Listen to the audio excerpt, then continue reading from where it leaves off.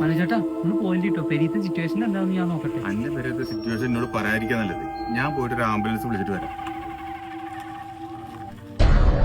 എന്നോട് വാപ്പയെ വളപ്പൊക്കെ കടക്കരുത് പറഞ്ഞതല്ലേ, കടക്കട പുറത്ത്. സലാമേ അവനോട് കയറ്റൂടെ?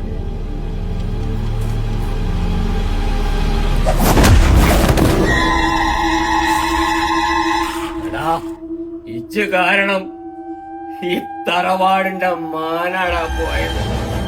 ഇന്നേ വരെ അഞ്ചോ വാപ്പ ഒരാളുടെ മുന്നിലും തല കുനിച്ചിട്ടില്ല.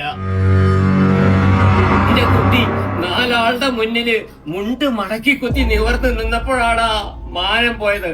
അത് ഇച്ച് കാരണം. തറവാടിനൊരു മാനക്കട ഉണ്ടാക്കണം എഴുതി ചെയ്തതല്ല. കമ്പനിക്കാരൊക്കെ പുതിയത് ഓരോന്നിങ്ങനെ മോഡലിനനുസരിച്ച് കൊല്ലുമ്പോ പൂതിയണ്ട് ചെയ്തു പോയതാണ്. ഇച്ചറിയില്ല വാപ്പാക്ക് ഒരു ട്രൗസർ ഉള്ളൂന്നുള്ളത്. ഒക്കെ കഴിഞ്ഞിട്ട് വാപ്പാന്റെ ട്രൗസർ മേ 10 ട്രെൻഡിച്ചാലേ വാപ്പാടെ കുട്ടി ഇത് വെച്ചോ.